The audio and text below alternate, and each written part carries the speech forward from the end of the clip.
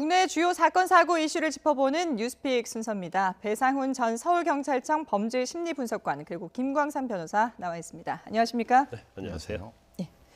자, 첫 번째 주제부터 확인해 보겠습니다.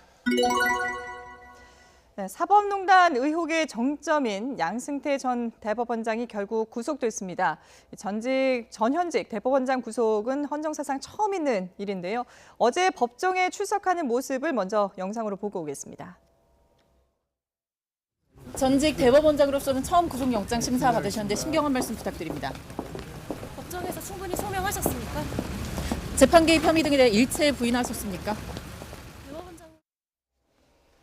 네, 기자들의 질문에 묵묵부답으로 법정을 나왔는데 저 모습을 마지막으로 현재 서울구치소에 수감돼 있습니다. 변호사님, 이 영장 발부 가능성 어떻게 보셨어요?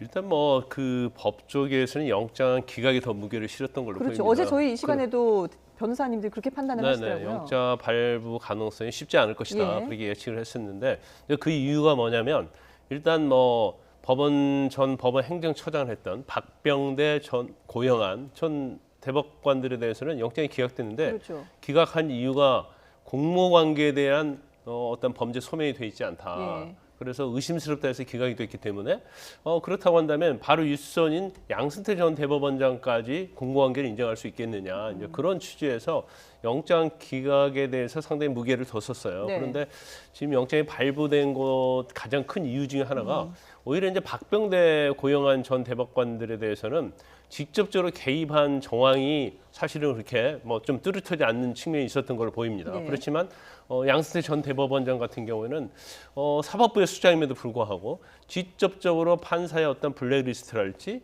아니면 강제징용 재판과 관련된 부분 그리고 헌법재판소 기밀을 빼내오는 부분에 있어서 네. 본인이 직접적으로 관여했다는 물증이 있었던 걸로 보여요. 더군다나 그 물증뿐만 아니라 거기에 관련된 사람들의 직접적인 진술 예. 이런 것들이 양승태 전 대법원장이 바로 사법농단 재판 거래의 지시자였다.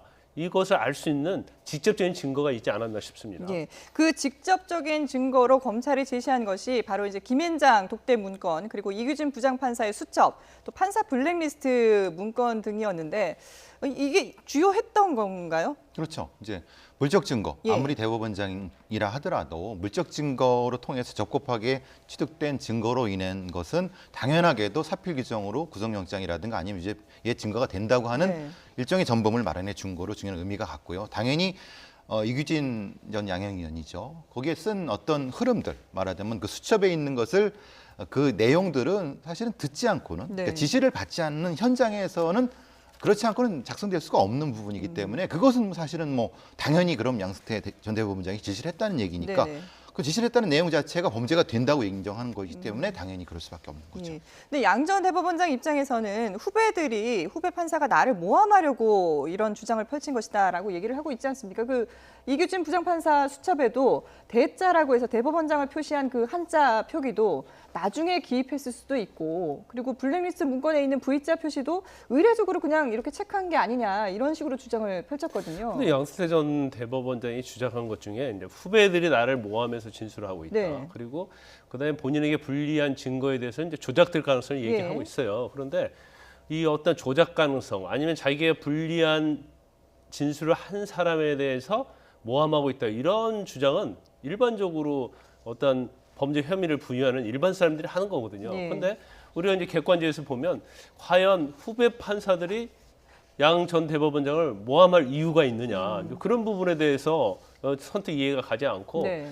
그다음에 지금 중요한 것 중에 하나가 이제 이기준 양형위원회 이제 수첩이거든요. 업무 네. 수첩인데 이 업무 수첩에 보면 전 박병대 전 대법관이랄지 전 행정처장이죠. 네. 그리고 임정원 차장으로부터 지시받은 내용 그런 것들이 굉장히 세밀하게 적혀 있습니다. 네. 그리고 실질적으로 양승태 전 대법원장과 독대한 내용도 있어요. 그런데 과연 그러한 내용 자체를 과연 거기에 뭐 보면 양승태 전 대법원장으로부터 지시받은 내용에 대해서는 대법원장이라서 큰 대자를 써고 있거든요. 네네. 근데 이러한 부분들을 조작할 이유가 전혀 없거든요. 그래서 이러한 어떤 주장 자체는 오히려 본인의 어떤 주장의 신빙성에 대해서 좀 의심을 갈 수 있는 이제 그런 것들이기 때문에 영장 심사 과정에서 오히려 불리한 요소가 됐다고 봅니다. 예. 저기 수첩 같은 경우 그렇습니다. 네. 만약에 양승태 전 대법원의 주장처럼 네. 가필, 예. 가획했다는 거지 않습니까? 이규진이라는 분이 자기의 이익을 위해서 가필했다는 네. 건데 그건 사실은 본인이 불리한 겁니다. 왜냐하면 가필했다고 하면 그것을 다시 현미경적으로 보면은 예. 다릅니다. 시차가 나면은 사실 확실히 다르다는 것을 물적 증거로 확인할 수 있거든요. 예. 그 부분을 아마 착각하신 것 같습니다. 양승태 그러니까 대법원장께서. 표기를 뭐 나중에 했다면 그게 필체라든지 이런 부분에서 차이가 난다는 거예요. 그렇죠. 왜냐하면 누름 흔적이라든가 네. 연결흔 같은 경우를 아. 국가수 같은 데서는 정확히 판단할 수 있거든요. 예, 근데 예. 그걸 그렇게 주장한다는 것 자체는 논리가 빈약하죠.